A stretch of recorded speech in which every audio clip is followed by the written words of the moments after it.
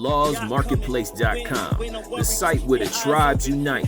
Check out fresh Israelite apparel for both men and women, with new items added frequently. Don't forget to join the marketplace so you can promote your own products and services. Kwam Yasha'Allah.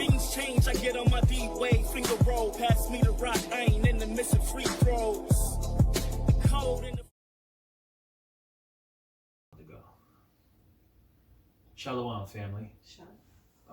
Shabbat Shalom. The soul food topic on tonight is caution. The pursuit of equality is a sedative and may cause drowsiness. This will be part 2 of the lesson. So again, the topic is caution. The pursuit of equality is a sedative and may cause drowsiness. So last time we were talking about how the Most High designed for the children of Israel to be above all nations. He never desired for us to be equal. He never purposed for us to be on the same plane as these other nations. But because of our iniquity, we sought to make leagues and alliances with the other nations, be like the other nations, and they became a snare unto us. And they began to rule over us and oppress us. And it was those actions back then that led to our existence today. Okay, and all that have befallen the children of Israel in the current day. Okay, so we're going to go to 1 Samuel chapter 8 and read verses 19 through 20.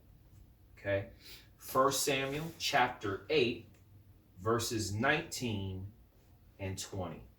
Nevertheless, the people refused to obey the voice of Samuel, and they said, "Nay, but we will have a king over us, that we also may be like all the nations, and that our king may judge us and go out before us and fight our battles." So the Most High wanted to be our king, that he be our God and we be his people, that we would obey him and he would fight for us as he did with Moses and with the judges and Joshua.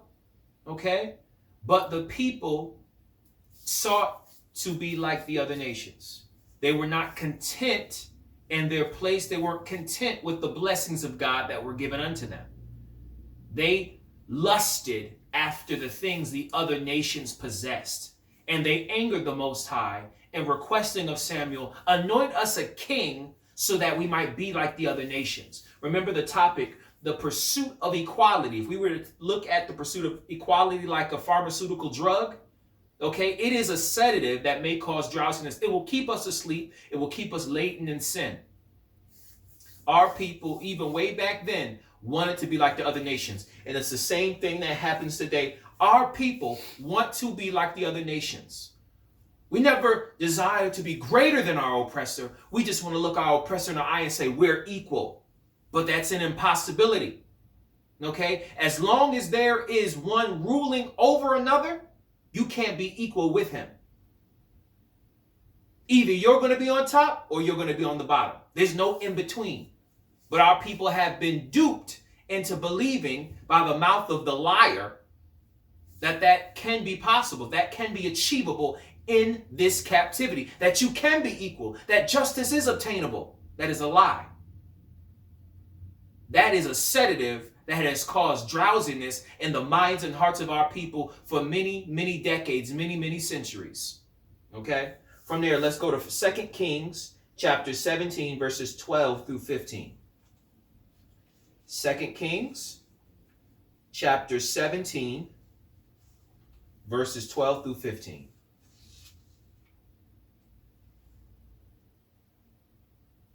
You got it? 2 Kings 17, 12 through 15. Yeah, I do, but it won't go there for some reason. You need me to read it? No.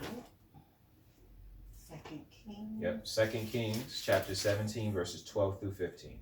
Okay, I have it in my Bible. For they served idols, whereof Yahweh had said unto them, Ye shall not do this thing.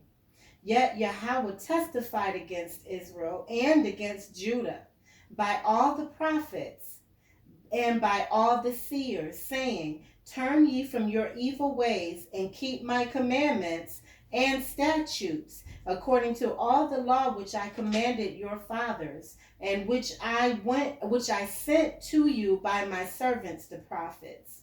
Notwithstanding, they would not hear, but hardened their necks, like to the neck of their fathers, that did not believe in Yahweh their King. It's like you hold it right there. So we're seeing that the Most High sent his prophets out, right? His servants, the prophets, to our ancestors to compel them to turn from their iniquity, turn from their worship of idols, and return back to the ways of their forefathers, the ways of Moses, the commandments and statutes that the Most High God had ordained for us to follow. Okay? But it says here in verse 14, notwithstanding, they did not hear. They didn't want to hear what the prophets had to say. They were not prepared to turn in their hearts. Okay, but the last part said that did not believe in Yahweh their God. So they didn't believe in him. Okay? We really got to grasp that, because there are many of us who call ourselves being in the faith, in the truth, wearing our fringes. Women has their head wrapped and not wearing pants. Men have their mitres on, fringes and other garments and ephod on, claiming they're in the truth, out there saying that they're, doing the work, but they believe not God. They believe him not. How do they show disbelief? How do they show doubt in not keeping the commandments and not loving their brother? Doubting the Most High. Because these same people that believe not the Most High were the same that were in the congregation, who in times, as the scripture would talk about in Exodus, Leviticus, and Numbers, when the Most High spoke from heaven and Moses declared his word on the mount, that the people bowed and worshiped. You mean the same people that didn't believe him had the gall to bow and act as though they were reverent towards the same entity they didn't believe in? Okay? So, the same thing for our people now. They can put on and act as though they believe in the Most High. But deep within their heart, they don't. They don't. This is just a show. Okay? They are asleep. They are asleep because they do not believe the Most High. Read on. Verse 15, and they rejected his statutes and his covenant that he made with their fathers, and his testimonies which he testified against them, and they followed vanity. And they followed vanity. Okay? What does it mean by they followed vanity? Meaning there was something before them that allured them, that attracted their carnal senses, and they went after it. Now it's considered vanity because this thing that was placed before them as a trap, it was something that would not profit them spiritually at all, but they wanted it nevertheless. It was shiny, but it wasn't gold. Okay? It gave off a brilliant, a luminous glow, but it wasn't valuable. It was vanity, just like the pursuit of equality. It is a pharmaceutical drug on a spiritual tip that our people take to try to relieve the pains of captivity and adversity in this land. We pop those pills expecting for that pain to be alleviated, but it doesn't. It only masks the pain. You get temporary relief only to get back to backaches and headaches and all sorts of joint pain. If you be spiritual, to think about what I'm saying. The pursuit of equality is a sedative and may cause drowsiness. Okay? So you take these pills, you popping all these pills trying to take away the pain. You'll fall asleep. You'll get drowsy. It'll give you sweet dreams, but then you'll wake up to the pain. The reality of your captivity will not go away. Just like our ancestors, they believed not God and they followed after vanity, expecting in some way for that vanity to trump the blessings that were ordained for the obedience from the Most High God. Well, maybe if I go get this, it'll be better than that. There's nothing that's better than what I provided for you. But all you got to do is be obedient and follow after it. But you don't want to do that. You don't believe me. So you follow after vanity. Maybe this is the shortcut to prosperity. Maybe this is the shortcut to success. Because I don't feel like following all them rules and stuff. Testimonies and ordinances and statutes and commandments. Yeah, whatever for that. Maybe I could just leapfrog that and get right to the money. Leapfrog that, get right to the fame. Leapfrog that and get right to the things that my carnal, lustful behind truly, truly wants. Read 15 one more time. And they rejected his statutes and his covenant that he made with their fathers, and his testimonies which he testified against them. And they followed vanity and became vain. And went after the heathen that were round about them, concerning whom Yahweh had charged them that they should not do like them. So as Moses laid out in the book of Deuteronomy that they should not make leagues with the heathen, they went and did it anyway, wanting to be equal with the other nations, the pursuit of equality. They followed after vanity and became vain. They sought after a remedy for the pain and became drowsy. Okay? But it did not fix the problem. They wanted to be like the other heathen.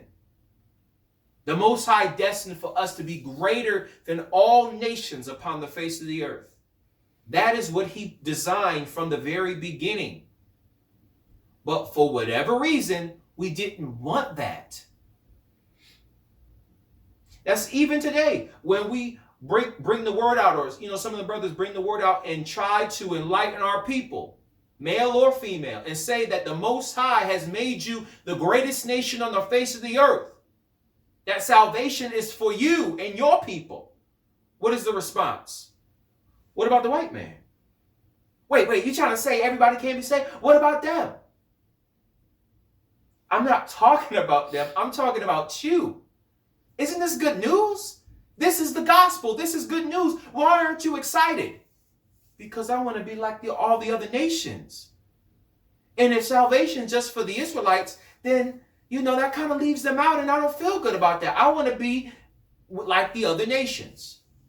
That's why our people aspire to go out to the suburbs and buy a house out there in the suburbs so they can be like the other nations. I want to dwell amongst people that are not my own.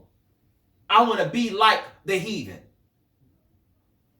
I want to discard the teachings of my ancestors, not even from a scriptural Israelite understanding of ancestors. I'm just talking about just the older generation, Big Mama and them. The way we raised our kids, the way we disciplined our kids, the way we cooked our food, the way we communed amongst one another, the way we worshiped. I'm not talking about from Israel. I'm just talking about from the South. I'm just talking about Big Mama. Okay? We want to discard that and take on the ways of the heathen. Start to conform to Caucasian Edomite culture. Mm-hmm. The pursuit of equality is a sedative and may cause drowsiness. Hey, you don't want to take this drug and try to get behind the wheel because you might crash. That's what this drug will do, and that's what it has done for many of our people. They are asleep. They have been knocked out cold by this sedative. And we don't know if they'll ever wake up. We don't know if they'll ever wake up. Okay? Remember what the scripture said. If you make alliances with them and you give your daughters unto their sons and they give their daughters unto your sons, that they shall be a snare unto you.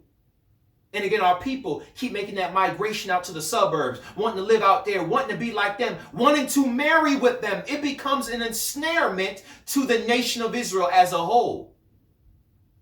It becomes an ensnarement. But we're asleep and we can't see what's going on. Okay, from there, let's go to Proverbs chapter 3, verses 31 through 35.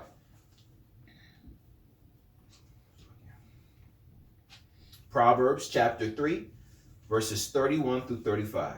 Envy thou not the oppressor. Say it again. Envy thou not the oppressor. Envy thou not the oppressor. Read on. And choose none of his ways. For the froward is abomination to Yahweh, but his secret is with the righteous. For the froward is abomination to Yahweh. Who are the froward? The same that are mentioned there in 2 Kings chapter 17. That they said they believed not God. They believed him not, and went after vanity and became vain, and attached themselves to the heathen. They are the froward. The Most High has laid out the straight path for good success in Joshua 1:8. That thou mayest have good success. They have turned themselves the other way and said, we're going this way. That's frowardness. Mm-hmm. To the Most High, you are an abomination. You are not good. You are profane. You are useless to the Most High. You are a froward heart. Read. Verse 33. The curse of Yahweh is in the house of the wicked. Now we know Esau is the border of wickedness. But right here, this can be more so attached to Jake. The curse. The curses of Deuteronomy chapter 28. The curses of Leviticus 26. These curses are attached to the wicked of our people because they are froward. They have turned aside. They have rebelled against the commandments and statutes of God, and they go after vanity and have become vain. And now they're going to reap the benefits of their vanity. Read. The curse of Yahweh is in the house of the wicked, but he blesseth the habitation of the just. Surely he scorneth the scorners, but he giveth grace unto the lowly. The wise shall inherit glory, but shame shall be the promotion of fools. Shame shall be the promotion of fools. So you looking to be promoted to the status of equality, right? Being equal with the white man. Your promotion shall be folly. It shall be foolishness. You shall be taken with the lot of the fool. Because you perceived in your own heart, because you followed after vanity, that your what's the word I'm looking for? Your pursuits, your desire to be equal, to be socially and politically on the same plane as your oppressor was something that could be achieved. Okay? And after you vote and after you go to school and get all types of PhDs and master's degrees, and you try to buy land and try to paint yourself to be a patriotic member of society. Once you do all these things and you realize that it still avails you nothing, you shall see that you are in the lot of fools. A shame shall be the promotion of the fool. Read that last verse one more time. The wise shall inherit glory, but shame shall be the promotion of fools. Shame shall be the promotion of fools. Why? Because of what was mentioned in verse 31. Envy thou not the oppressor, and choose none of his ways. But you sought after it. So the promotion you will get is shame. You were foolish to envy him. You were foolish to carry on in his ways and his customs, his traditions that are not your own. So what shall you receive as a reward? Shame as your promotion. Shame. Because you're going to say to yourself, I did all this and this is all I receive in return? Absolutely. This is not what the Most High destined for you. But you're seeking after something that you should not seek after. But the way is made plain for the thing you should seek after, and that you refuse. And that is the laws of God. You do not want to have anything to do with the righteousness that is laid out in the law of the Most High God. But when it comes to envying the oppressor, seeking to find justice, you're not going to find justice in a system that is inherently unjust. Okay, there's no justice among the wicked. You go and try to hire a lawyer to try to, have justice prevail on your behalf. That can't happen in this land. That can't happen in this captivity. Not with the injustice system. Not when the legal the legal process is rigged against us. That's evident. You can ask any lawyer, any attorney, they'll tell you that. It's rigged against us. You can't get out and vote and make your situation better. Not in the Constitution, we were never deemed as citizens. We weren't deemed as human. It wasn't purpose for us to prosper in this nation. But you seek after vanity and have become vain because of it. Okay? From there, let's go to Jeremiah chapter 23, verses 16 and 17. Jeremiah chapter 23, verses 16 and 17. Thus saith Yahweh of hosts, hearken not unto the words of the prophet that prophesy unto you. They make you vain. They make you vain. So not only is it our people that go after vanity and become vain, but they're influenced furthermore by vain persons that egg them on to seek after these things. These false prophets, these celebrities, these politicians, these black activists, or whomever they may be. Those that they put up, black entertainers they put up to be the voices of the black community. They are the ones that are leading our people astray, saying, go after this, go after that. They make you vain. You already vain. No, don't get it twisted. You already vain. But they add the cherry on top. They make you even more vain. Because you think in your mind, well, this is something I already want to do. Now they're only affirming it. Whatever perverse thing it is that you seek after. Now these out here in the media, black voices that are so resounding, on social media or on, these different channels, they're the ones that are trying to guide us unto destruction. So read on. They speak a vision of their own hearts, and not out of the mouth of Yahweh. They're not telling you to turn from these evil ways. They're not telling you to return back to keeping the commandments. Okay? Just like last summer when you were hearing about some of our brothers, quote unquote, waking up, whether it be Ice Cube or Nick Cannon or Deshaun Jackson or Steven Jackson or T.I. or whomever. Because we're hearing over the course of a few months, several celebrities, quote unquote, waking up.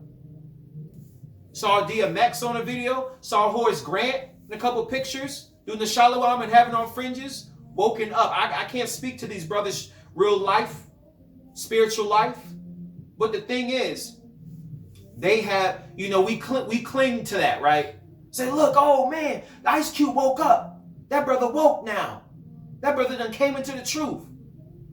But is he trying to keep commandments? Is he teaching or trying to guide the millions of black Negro followers who are on social media with him to keep the commandments? No, he's not. No, he's not. Nick Cannon didn't do it. He reneged. Deshaun Jackson, he reneged. Okay? They make you vain. They're not telling you to do the will of the Most High God. They're guiding you to do something that is contrary to that. Every last one of them. I haven't seen any one of them renounce the wicked industry that made them millions. They're probably not going to do that. Many will say, well, you just keep doing your thing and you support us financially, okay? And we'll speak out on your behalf. No.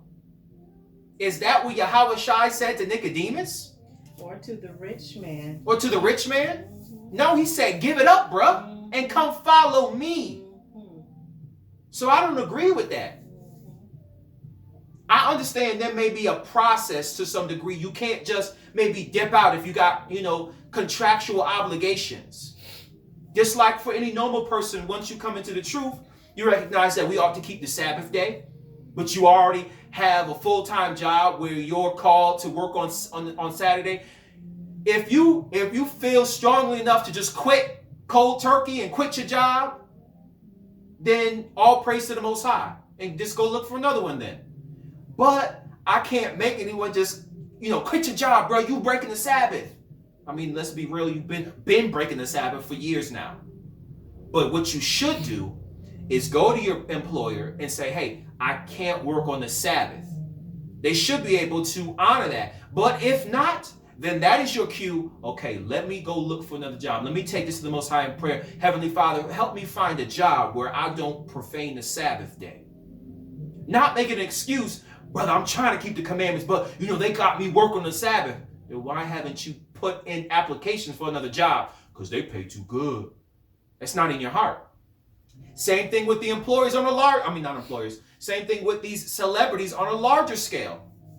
They're not making minimum wage. They're making millions of dollars.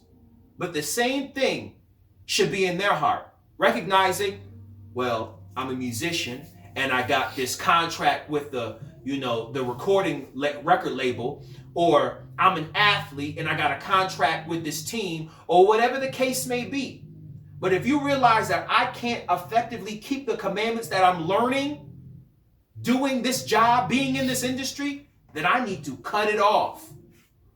And maybe I can't do it day one, but I need to set these things in motion and tell the team around me, the lawyers and different people around me, look, I'm ready to step away from this thing. What? You making millions, brother. You keeping that money in my pocket. I understand that, but it's time for me to walk away from that. Not continue to be in sin, be in a sinful industry and pay money to the camps and pay money to the believers, and you keep being in sin. It's time for you to come up out of that. You may not be able to come out day one, but that should be in your mind if it's truly in your heart. Because he told the rich ruler, sell all you have, give it to the poor, and come follow me. And that's day one. That was day one. And he said, I don't know about that, bro. Mm-hmm. I don't know.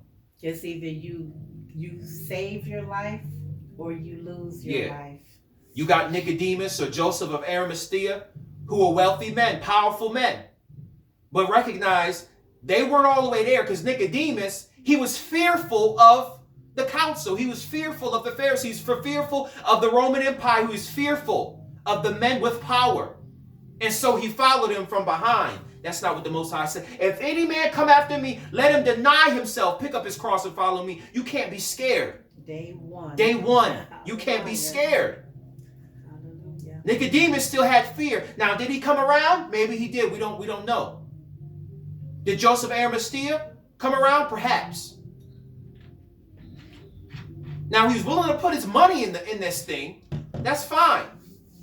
You put your money in finances, like they always say, put your money where your mouth is. So you know that they had a care and a love for Yahawashi and believed him to be true. But not enough to come out in the forefront and say, look, I'm with him. What? You're with Yahawashi? Willing to be ostracized, willing to be put out there and be thrust out of the synagogues. Nicodemus was not prepared to do that. Not at that time. Maybe sometime after. Maybe he weaned himself off of that and slowly went to the side of the apostles. But in the time of Yahawashi, when he was still alive, he did not do that. He was too concerned about them stacks and them racks he was getting. Too concerned with all of the fanfare you would get when you go through the markets that Yahawashi was talking about, that you wave and people bless you and, oh, rabbi, and kiss your hand and all that. Nicodemus enjoyed that much too much to give that up day one, just like the rich ruler. So the point being that these false prophets, they make you vain. You got to come up out of that. Don't be listening to them. Okay? You got to give it up. You got to give it up, whether it be day one or whether it be a process. You got to know that you have to give this up. It ain't no, I continue to do this in sin, but because I'm giving you a little paper, that make me good. That exonerate my sinfulness. No, your money will perish with you, bruh, if you don't repent. Your riches will perish with you. And may I say this? Shame on brothers if they trying to keep you in that just to keep the money flowing. Mm-hmm. Shame on brothers. Yes. Shame on brothers if they trying to keep you in a sinful industry just to keep the money flow. Mm-hmm. Nah, come up out of that. The Most High will make the funds come through. You know what I'm saying? If you got a skill or you have an ability, Why don't you seek the Most High for him to take your skill and ability and place that and root that in righteousness and be profitable for the kingdom? Not be making music, wicked, sinful music, Kendrick Lamar or whomever, but you slip a couple dollars over here. That's not profitable. Not for them and not for you spiritually. That's not profitable. That's tainted. In my opinion, that's tainted. I don't want your money. But okay. Come out from amongst them. Yes, come out from among them and be ye separate, saith Yahweh. Touch not the unclean thing, and then I will receive you. But our people are asleep. They have taken that sedative and they are snoring. And they're greedy too. Those that are telling them to slip us the money and you stay on in there. You stay undercover. Yeah. You keep doing what you're doing. You still keep having sex scenes in these movies. You still keep doing sinful, lustful lyrics and wicked lyrics. You keep, bouncing the basketball or, catching the football. And sports is a little bit different. You know what I'm saying? That's a little bit different. But if that lifestyle is leading you astray, because let's think about these athletes. To play basketball is not a sin. But if you're breaking the commandments because you have to go to work and play a game on the Sabbath, you're breaking the commandments there. Or a lot of the different stuff that happens when the game is not being played, right? You go to the hotel in these different cities, right? When you're going from game to game, you go into the club and you end up having all these groupies and different women come up to your hotel room and you popping them off. You know what I'm saying? 5 women at a time, because they want to see LeBron. They want to see Kevin Durant. They want to see James Harden. Okay? And that is too tempting to, when you in the world and you're enjoying these things, these are the fruits of being wealthy and famous.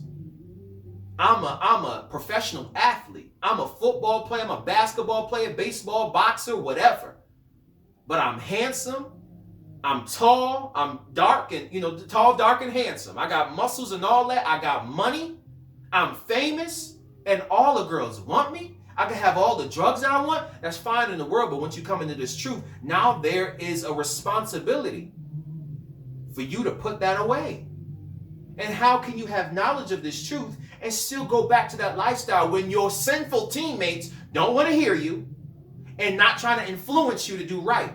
Bro, let's come to the club. Bro, we about to snort some cocaine. Come on, let's be real. They doing it. They snorting cocaine in the hotel room and whatever other stuff that they doing. Popping Molly pills in the locker, whatever. How can you abstain from these things? Especially when you haven't been under leadership or been under godly men to help groom you in a righteous path. You just see videos maybe on YouTube in secret. You know what I'm saying? You seeing videos on YouTube in secret. Your spirit isn't being conditioned in righteousness. No one's teaching you how to pray. No one's teaching you how to get into the precept. No one's teaching you how to fast. You're not being in the company of righteous men. All you are is around sinful people. You're going to just be latent in sin and eventually fall right back into those sinful lifestyle. So the only way, just like Yahawashi said, if your eye calls you to sin, if it offend you, then cut it out. If your arm calls you to sin, to chop it off. So in the same way, if this lifestyle, which have made you millions, and from a child, you wish to be a millionaire, and wish to be famous, and wish to be a rap superstar, wish to be an NBA superstar, and you have finally obtained it, but now you found this truth. Because this dream touched your flesh. But this truth touched your soul, which is more valuable. Just like he asked the rich ruler, you gonna sell it all, come follow me? Which is more valuable? If you're prepared to follow me, then you got to give this up. Remember what Yahawashi said after the rich man went his way. And Peter was like, looking like, man, who can be saved? If it's harder for a rich man to make it into the kingdom of heaven than it is for a camel to go through the eye of a needle, then who can be saved? With the Most High God, all things are possible. But there's not any here who hasn't given up land and mansions and Maseratis and Ferraris and giving up the women and giving up the drugs and giving up the $100 million contracts who will not get that and more on a spiritual level, of course. Who won't receive that in the kingdom. So you got to be willing to give that up and not be wanting after the pursuit of equality. It makes you vain. Read on. Where were you Verse at? 17. Jeremiah 23 and verse 17. They say still unto them that despise me, Yahweh hath said, ye shall have peace. And they say unto everyone that walketh after the imagination of his own heart, no evil shall come upon you. Brother, just stay doing what you doing. Just keep hustling, brother. Just keep doing what you doing. You all right, man. You all right. No, you're not all right. They're telling you peace is with you. God blessing you. He's not. He's not dealing with you. He's not dealing with the man. He's not dealing with you telling him to do that. He is against both of you. It's time to repent as a nation. It is time to repent as a nation and return back to keeping the commandments. But our people are deafened. They don't want to hear the word of truth. I mean, we witness this with our family members. We try to bring this word out to them. They don't want to hear it. Or certain family members who are on the fringe of this thing have heard it from us several times and still don't seem to grasp nothing. For they are as seeds that have been planted in stony ground. Can't really take root, can't really come up and out of the soil. Talk about the true name of God and his son and what's required of us as Israelites, you know, our history according to the Bible, all these different things, the curses and all that, give them all that. Yeah, that sounds good, that sounds good. And then a week later, you have a conversation about these spiritual things and it went in one ear and out the other. Yeah, the Lord is good and Jesus and, you know, Ma or Dad or you know, I was telling you just about this. What's up? Yeah, I know, but I really don't believe that. Exactly what they don't. What does it say, verse 10? And they say still unto them that despise me. Okay, so when you're talking to mom and dad and sibling and uncle and aunt, and they act like they hear you, that sound good. That sound all right. You know, I never heard anybody break down the Bible like that before. That sound all right. But then you talk to them a little bit later and they're like, yeah, but I don't believe it. I'm just going to stick with my Jesus. They despise him. They don't want to have nothing to do with the Most High. So by virtue of that, they don't want to have nothing to do with you. You're just wasting your time because they are vain. That was all of 17. All right, let's go to the last scripture. Lamentations, chapter 5, read verses 3 through 6, and then 16. Lamentations, chapter 5, 3 through 6. We are orphans and fatherless. Our mothers are as widows. We have drunken our water for money. Our wood is sold unto us. Our necks are under persecution. We labor and have no rest. We have given the hand to the Egyptians and to the Assyrians to be satisfied with bread. Salaki, hold it right there. That is the plight of the so-called Negro here in America. We have given our hands to the Egyptians and to the Assyrians. What's the significance of that? They were our great oppressors before this time where the Chaldeans, the Babylonians, reigned over us. The Assyrians took the northern kingdom into captivity, and the Egyptians were all of our great ancestors, captors, and oppressors hundreds of years prior. Okay? And who is our oppressor now? Edom, here in Babylon the Great. We go to him to be satisfied with bread. We're seeking after the pursuit of equality. Please, please, just give me something so I could be like you. When we were once on top, we sought to be equal. We sought to step down from our place of supremacy to be equal with inferior people. Now we're in a state of inferiority and we're wanting to be equal. Not get back to where we were once above all nations, but just to be equal with our oppressor. When I've already explained before, that is an impossibility. You can't be equal with your oppressor. Because if your oppressor, right, is over you, in order for you to be equal, you can't even be equal. Your oppressor would have to be under you. Somebody has to be above, someone has to be below. So if you're coming up, that means he's coming down. If you're going down, that means he's coming up. That's how it works.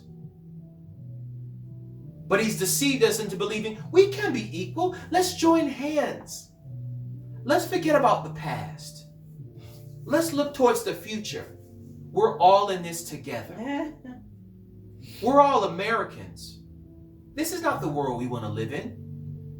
And our people, they have taken that drug, right? They've taken that drug and they are made drowsy. They are made drowsy by that drug, believing that, yeah, I think we can be. When all the evidence in the world has shown we cannot be equal. Let's read chapter 5, what did I say, verse 3? 3 through. We are orphans and fatherless. Our mothers are as widows. We have drunken our water for money, and wood is sold unto us. Our necks are under persecution. We labor and have no rest.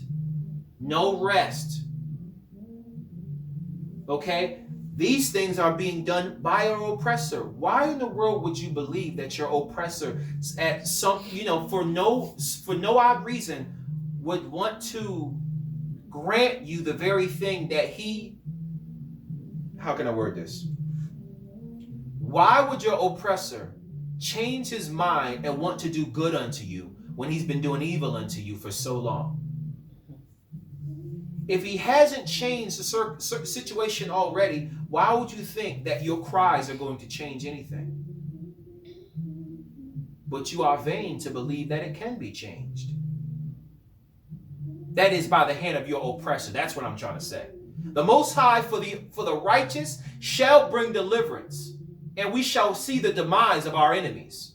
So we shall be set on high where we're supposed to be, and our oppressor shall be brought low. For the righteous, they will see that. But for the wicked that follow after the heathen, Proverbs read what? Envy thou not the oppressor and do none of his ways. But we're seeking after that. The oppressor will never give us what we desire because he's the oppressor. It is his job to oppress. We got to understand that. The oppressor will not do anything other than oppress. That is his job. That's what he was made to do. Oppress. Okay? Read verse 16 for me. The crown is fallen from our head. Woe unto us that we have sinned. So it lets you know that we were never designed to be equal with the nations. We have been given a crown because we were greater than all the nations, but it has fallen from off our head. Now we have the status of slave, and those that were once servants and slaves unto the children of Israel, they have taken the crown upon their head. So now we're in power, we're in control, we reign. And only for the spiritual discerning, they will recognize that this circumstance that we are in, this experience that we have as a people in this land, is because we have sinned. So we must turn back to the Most High in order for these things to change. It won't change any other way. Taking the pursuit of equality is not going to take away the pain. It's only going to mask it. It's only going to put you to sleep. Like, what is it that a lot of people like to do? They even went along to turn this drug, what is it called? I'm sorry. What is it called? NyQuil?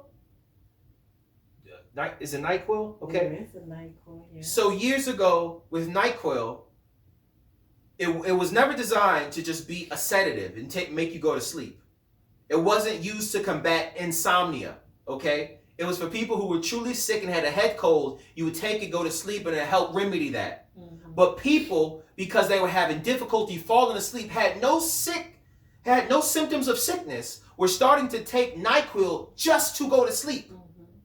And so when doctors and different people recognized that, the makers of NyQuil said, let's come up with, a formula just for the people who want to take something just to go to sleep. It's called what? Z's or something like that? NyQuil Z's or something like that. So if you want to go to sleep and you don't have any sort of sickness or any type of symptoms like that, you can take this NyQuil Z's and it'll take you right to sleep. This is the mentality of our people.